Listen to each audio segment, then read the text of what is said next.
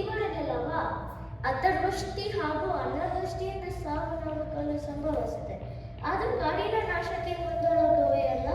ಛೀ, ಅವಿವೇಕಿ! ಅಂಜುಬುರ್ಕ ಪ್ರಾಣಿಯೇ, ನೀನು ಮಾನವನನ್ನು ಅವಿವೇಕಿ ಎನ್ನುವೆಯ? ನಮ್ಮ ಬುದ್ಧಿವಂತಿಕೆ ನಿಮಗೆ ಏನು ಗೊತ್ತು? ಹೇಳಪ್ಪ, ನಿಮ್ಮ ಜಾಣತನವನ್ನು ನಾವು ಸ್ವಲ್ಪ ತಿಳಿಯುತ್ತೇವೆ. ಆಕಾಶದಲ್ಲಿ ಹಾರುವ ವಿಮಾನ, ನೀರಿನ ಮೇಲೆ ಚಲಿಸುವ ದೋಣಿ, ಹಡಗನ್ನು ಸೃಷ್ಟಿಸಿದ್ದೇವೆ. ಇಷ್ಟು ಸಾಕಲ್ಲವೇ ನಮ್ಮ ಬುದ್ಧಿವಂತಿಕೆ? ಪಕ್ಷಿಯನ್ನು ನೋಡಿ, ವಿಮಾನವನ್ನು, ಜಲಚರಗಳನ್ನು ನೋಡಿ ದೋಣಿ ಮತ್ತು ಹಡಗನ್ನು ನಿರ್ಮಿಸಿರುವೆ. ಇದರಲ್ಲಿ ನಿಮ್ಮ ಸ್ವಂತಿಕೆ ಏನು? ಸುಂದರವಾಗಿ ಕಾಣಲು ಉಡುಗೆ ತೊಡುಗೆಗಳನ್ನು ಸೃಷ್ಟಿಸಿದ್ದೇವೆ. ನಿಮಗಿದು ತಿಳಿದಿದ್ಯಾ? ಮೊದಲಿಗೆ ನಮ್ಮ ಚರ್ಮವನ್ನೇ ಕೆಡಿಸುತ್ತಿದ್ದೆ. ನೆನಪಿಸಿಕೋ. ನಿಮ್ಮ ಬಟ್ಟೆಯಲ್ಲಿ ಏನು ವಿಶೇಷ? ಪ್ರಾಣಿ, ಪಕ್ಷಿ, ಕೀಟಗಳ ಮೈ ಬಣ್ಣಕ್ಕೆ ಮುನಿಸೋದು ನಮ್ಮಂತೆ ಸುಂದರವಾಗಿ ಕಾಣಲು ಬಟ್ಟೆಗಳನ್ನು ಸಿದ್ಧಪಡಿಸೋರಿ. ಸಹಜ ಸೌಂದರ್ಯ ನಮ್ಮದು, ತಿಳಿದೆ.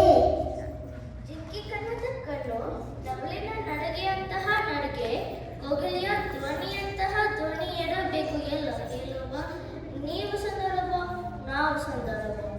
ಹೇಳಪ್ಪ ನೀನು.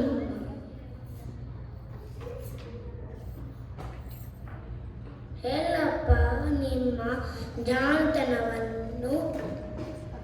ಅಗತ್ಯ ವಸ್ತುಗಳನ್ನು ಉತ್ಪಾದಿಸಿ ನಿಮ್ಮ ಕಾರ್ಖಾನೆಗಳು ಹೋಗಿ ಮತ್ತು ಕಲ್ಮಶ ಹೊರಹಾಕಿದವೆ.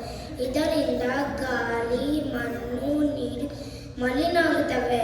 ಇದಕ್ಕೆ ನಿನಗೆ ತಿಳಿದಿಲ್ಲವೇ? ಈ ಪ್ರಾಣಿಗಳ ಒಗ್ಗಟ್ಟು ಮತ್ತು ಬುದ್ಧಿವಂತಿಕೆಗೆ ನಾನು ಸೋಲುತ್ತಿದ್ದೀನಿ. ಈ ಮಾತಿ ಬಯಲಿನಲ್ಲಿ ವಾಸ ಮಾಡುವ ನಿಮಗೆ ಏನು ಗೊತ್ತು? ನಾವು ಕಟ್ಟಿರುವ ಸುಂದರವಾದ ಮನೆಗಳ ಬಗ್ಗೆ ನೋಡಿ ನಮ್ಮ ಬುದ್ಧಿವಂತಿಕೆ ತಿಳಿಯುತ್ತಿದೆ. ಜೇನುಗೂಡು, ಗೆದ್ದಲುಗಳು ಕಟ್ಟುವ ಹೊತ್ತಗಳು ಎಷ್ಟು ಸುಂದರ, ಸುರಕ್ಷಿತ. ಕಸದಿಂದ ಮಾಡಿರುವ ನಮ್ಮ ಸಾಧನೆಯ ಮುಂದೆ ಪ್ರಕೃತಿಯ ವಿನಾಶದ ನಿಮ್ಮ ಸಾಧನೆಯ ಶೂನ್ಯ. ನಿಮಗೆ ಹೇಗೆ ತಿಳಿಯಿತು? ನಮ್ಮಲ್ಲಿ ಕೆಲವರು ವರ್ಷದಲ್ಲಿ ಕೆಲವು ತಿಂಗಳು ದೇಶ ವಿದೇಶ ವಲಸೆ ಹೋಗ್ತವೆ. ಅಲ್ಲಿ ಗೆಳೆಯರೊಂದಿಗೆ ಚಲಿಸುತ್ತೇವೆ, ಮಾತನಾಡ್ತೇವೆ. ನಿಮಗದು ತಿಳಿದಿದೆಯಾ? ಹೇ ಮಾನವ, ನೀನೇನೇ ಮಾಡಿದರೂ ಅಥವಾ ಮುಂದೆ ಮಾಡಿದರೂ ಅದು ಈ ಪ್ರಕೃತಿಯ ಪ್ರವಾಹದಿಂದ.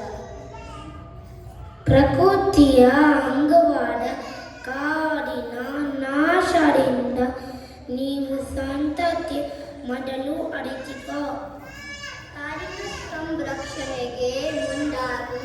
ಸಾಲು ಮರದ ತಿಮ್ಮಕ್ಕನನ್ನು ನೋಡಿ ಕಲಿ. ನೀನು ಬದುಕುವ ಜೊತೆಗೆ ಪ್ರಕೃತಿಯ ಉಳಿವಿಗೆ ನಿಮ್ಮ ಬುದ್ಧಿವಂತಿಕೆ ಏನು? ತೋರಿಸು. 7 ಎಚ್ಚರಗಳು ಸಮಯ ಮೀರುವ ಮುನ್ನ ಎದೆ. ಕಾಡು ಬೆಳೆಸಿ, ನಾಡು ಉಳಿಸಿ.